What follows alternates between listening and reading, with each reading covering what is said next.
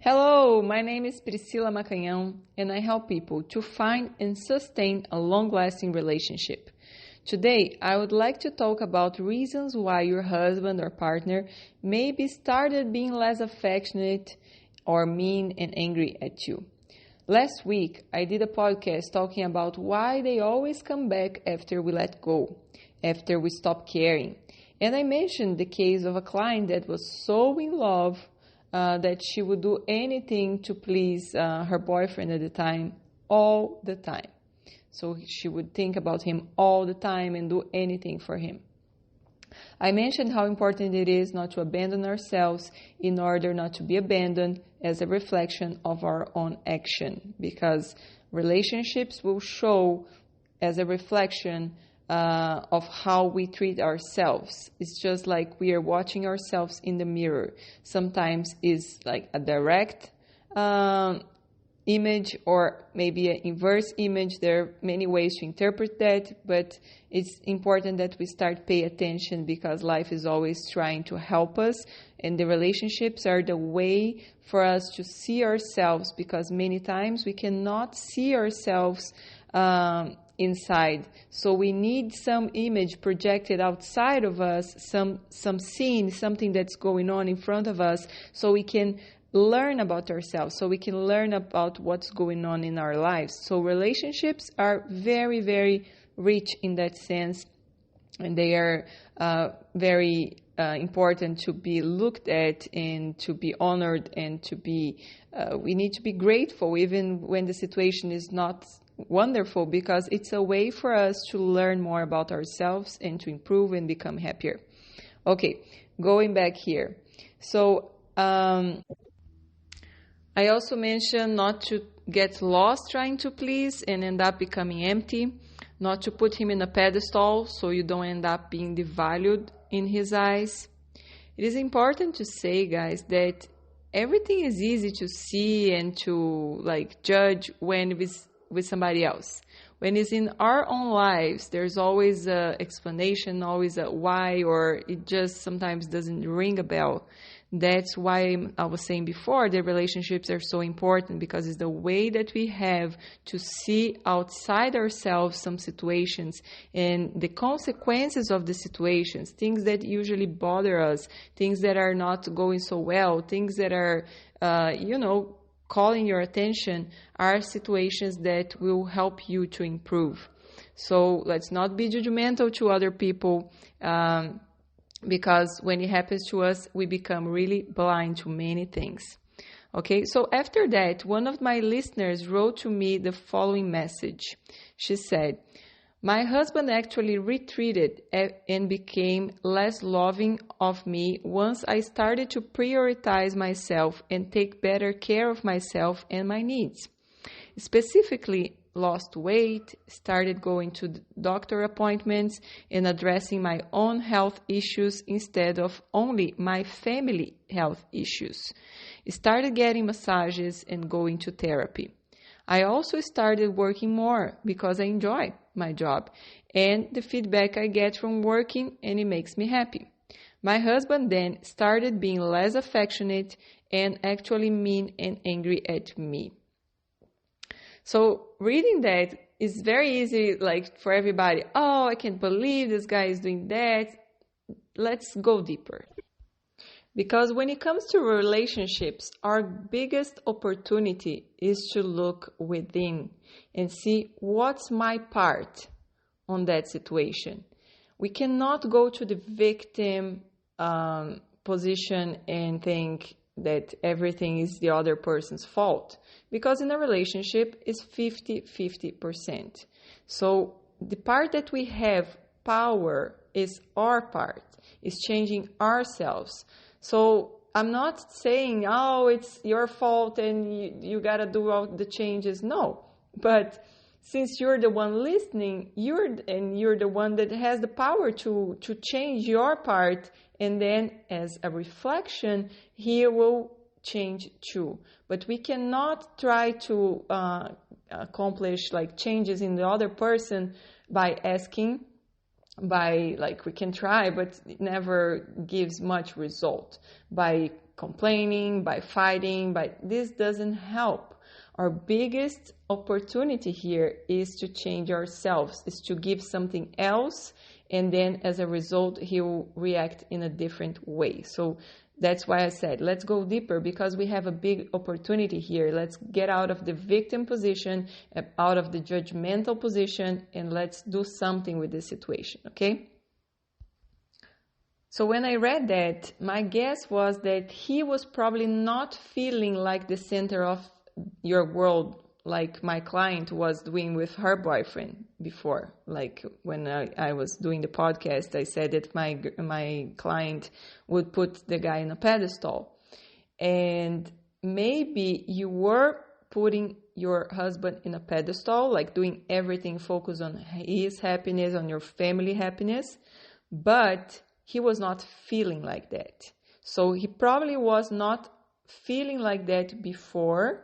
And then when you started focusing even more like outside of like his world, like focusing more on yourself, then he became even like more upset with the situation.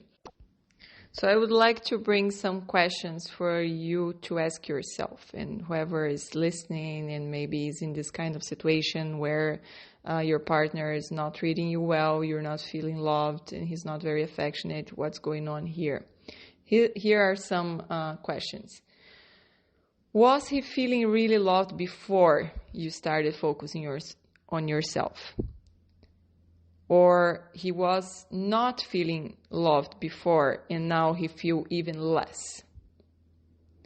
The reason I ask that is because you said that before you're only focusing on your family health issues, for example, and now you're focusing also on your own. And when you say that, what comes to me is like you're putting all your energy on making sure your family is okay, your husband is okay, everything is great on your house, taking care of everybody's health, taking care of everybody's well-being. But when you don't take care of your own well-being, you cannot give real love because you are empty. Because when you're just giving and you're not giving to yourself, you don't have real love to give because you're struggling. And you depend on somebody else's love to fulfill yourself. But the love that comes from somebody else never really fulfill us. What fulfill us is the love that we give to ourselves, is the connection with the source of life. When we meditate, when we take good care of us internally. So it's very important to point that probably he was not feeling loved before, because you didn't have real love to give, because you're killing yourself. And I know what you mean, and I've been there, and maybe I am there right now because I have a 10-year-old boy, and it's hard and it's a lot of work, and we try to do everything possible to make sure the house it's organized and everything is going well, and it's so much work that we're giving our best, we're trying so hard, but sometimes the partner does not feel loved because it's different. Like, I'm giving my best, I'm giving everything I have, but the partner is not feeling loved. And so very important to see and like what's going on in this situation in your house, for example. Another question, was he feeling like he was in a pedestal before? I don't think so. Even though you were like putting everybody's needs above yours, even though you're doing that, he was not feeling in a pedestal, because probably that's not his love language. That's not how he feels loved. So were you doing everything to please him? Maybe you were, but maybe not the way he wanted to. Sometimes we do everything we think they will like, but we have different ways of showing love, different ways that we feel loved. Sometimes Tony Robbins says, did you do everything for him? And she said, or he says, I did everything for him or for her. And then he will say, you did everything, but you didn't do what he wanted.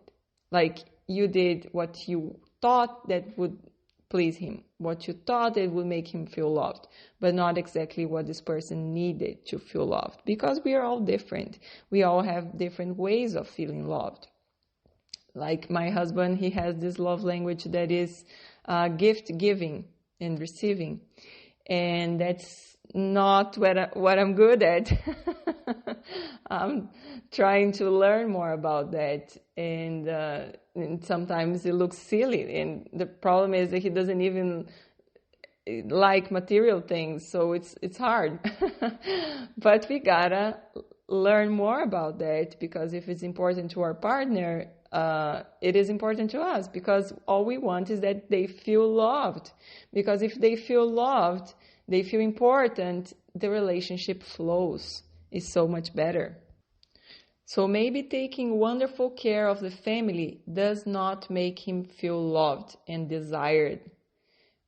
Feeling desired is so important for men. So important. That's all they want. That's not all they want. I'm exaggerating here, but they really, really want to feel desired. They want to feel that they are important in your life as a man.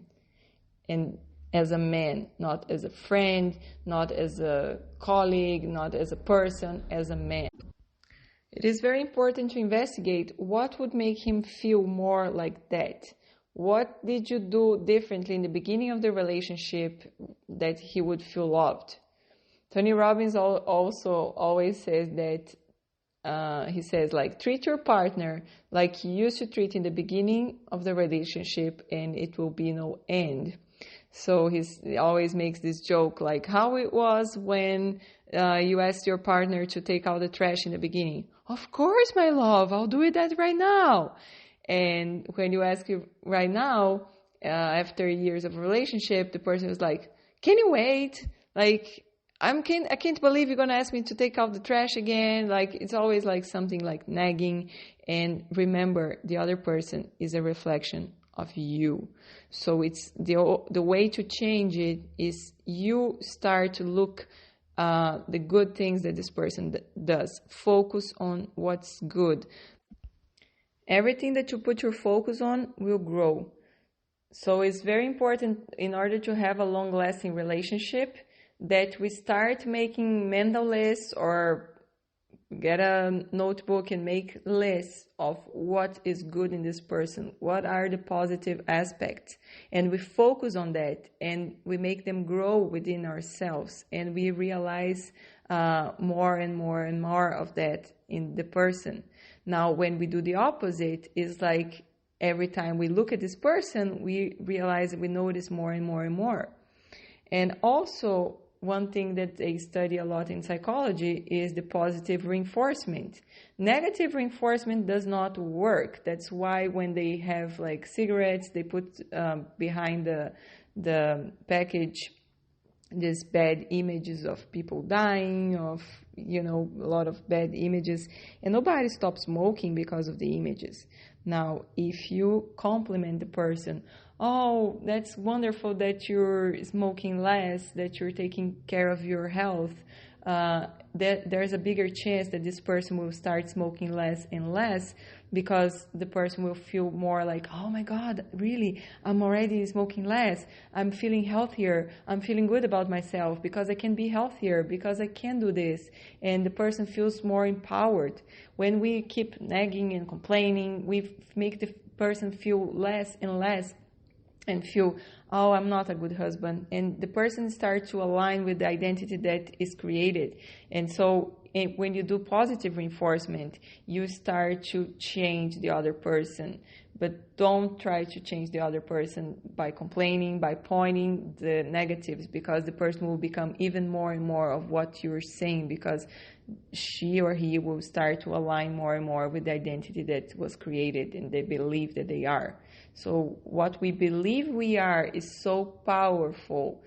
That's why we gotta believe in good things. We got to look at our positives, so we become more and more of the positives. And when we focus on our negatives, we feel less and less about ourselves. So that's another important thing to pay attention here. So one thing for women, when we don't feel loved, seen, safe, understood, we tend to show more masculine energy. And that will create a lot of fights and kill the passion, because masculine energy is more defensive, is more rational, it's hard, it's more like war. And we need opposite energies in order to create passion, like polarity, like a magnet, how a magnet works, positive, negative, attraction, and masculine, feminine, attraction. So if it's two masculine energies in the house, there'll be no attraction, and that also will kill the passion, kill the relationship. So that's why it's so important that also the wife feels loved, seen, safe, understood, in order to become more affectionate. Because if he's not being very affectionate, I would guess that maybe you're not also being very affectionate towards him. And it's hard, like if you see the other person being angry, and it's like, but somebody needs to break the cycle. Also important to understand that the anger that he's showing is showing his fear. The anger is always masking the fear. Maybe fear of not being enough for you anymore. Maybe that you don't love him as much anymore. Maybe that he will never feel desired again. It is not a great way to communicate that, hey, I'm afraid, I'm scared that maybe I'm not good enough, maybe you don't love me anymore. But everybody does the best they can at the time. So look at this person with lots of love, lots of compassion. Real, like when you have a husband and a wife, it's important that you're partners, that you really want the other person to be happy. And so we focus a little more in the other person, meaning like what this person needs to feel in order to feel loved, because clearly he's not feeling loved. And once he feels loved, if he continue treating you like this, then maybe I would say, you know what, that's not worth it. But at this point, I would say that he's fighting for you in his own way. Now, another very important point that I would like to address here, but I cannot go into the subject because it's going to become too long, is that the relationship we had as kids with our parents and what we watched from their relationship impacts very much on our ability to show love. So sometimes we think we are showing love, sometimes we think we're being affectionate, but we are not. And that is created when we're kids, and that's something that I want to elaborate more, but will be the next podcast. So if you want to learn more on how to adjust that now that you're an adult, I will elaborate about that on my next podcast. You'll be able to search how the relationship with our parents affects our love life and the health of our kids. Okay, I hope you guys had fun, and I hope you guys will start focusing more and more on what's positive about your partner and visualizing the great moments you had, visualizing everything that's good about the relationship, because that will transform your relationship. You will become more loving naturally towards the person because you will be feeling more loved, because you're going to be feeling within yourself the good moments, feeling within yourself the love that exists between you two. And it is so powerful the way we look at people. I have a friend in Brazil. I'm from Brazil. And she was saying that once she stopped in the road in Brazil, sometimes we have like people selling things in the road, and she wanted to buy these clay pens that were good to, whatever she would like to cook, she wanted to cook. And she stopped at the road, and it was the pandemic, so people were wearing masks, and she was wearing a mask, and the guy was wearing a mask, and she didn't want to get out of the car because she was afraid. And she started asking him to see this pen, that pen, bring like this one. She was being nice to the guy, but the guy was getting upset with her because of that. And he started to be angry and don't treat her well. And she was like, I really need to start focusing on what's positive in this guy. And so she looked at his eyes, and he had green eyes, which reminded her of her grandfather, that he had green eyes too. And internally she started saying, wow, you have beautiful eyes. It reminds me of my grandfather. Thank you so much for reminding me of my grandfather. And she said it immediately, like the guy started like calming down and smiling a little more. And she was like, wow, this is really like helping. This guy is really becoming more, becoming nicer. And then when the guy started opening up a little more, she said, the good part about this pandemic is now we can look more in the eyes of the person, and you have beautiful eyes. And this guy started like really treating her so much differently. So she was there with her husband in the car, and the guy really changed his attitude towards her and her husband. And she said that it was a training for her, like a experience for her to put that in practice. And she really said that it worked. I went through a very similar situation myself. Once I went to a fast food place, and I was the only one inside because it was the pandemic and everybody was doing drive-through. So I tried to order there because I was not driving. And the lady was very rude to me as soon as I walked in. I looked back there with the workers, and everybody was so tense and like angry, and like everybody was kind of not even looking my face, and when looking was like really, you could feel the atmosphere was dense. It was like everybody was kind of angry. And I was just like, can I just order here at the computer? They had like a station for ordering, and she was like, okay, fine, if it works you can order there, otherwise you're gonna go to the drive-thru. I was like, okay, fine, I'll try. So I did, and the order went through. And so I went to wait for my order. And while waiting for my order, I started looking at all the workers, including the lady in the front, the cashier. And I started looking at them and sending them love and saying within myself, I see you, I see your pain, I see that you're a good person, I see your love, I see you, I see your pain, I see your love, I see that you're a great person. And it was amazing. She called me, and she was another person. She started treating me so well. She was like, oh, do you want this? You want the ketchup? You want no, but let me grab this. I think you're going to like this. Like, it was amazing. And then this guy that was all the way in the back, everybody was so busy. The line at the drive-thru was huge. And there was like one guy came all the way from the back, and he came to me and said, your dress is beautiful.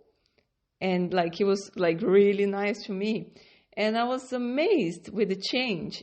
And so the reason I'm saying that is we have so much power with our focus, and we gotta start looking at people with love and focusing on the good parts, and they will grow, they will manifest. You're gonna realize and notice them more and more.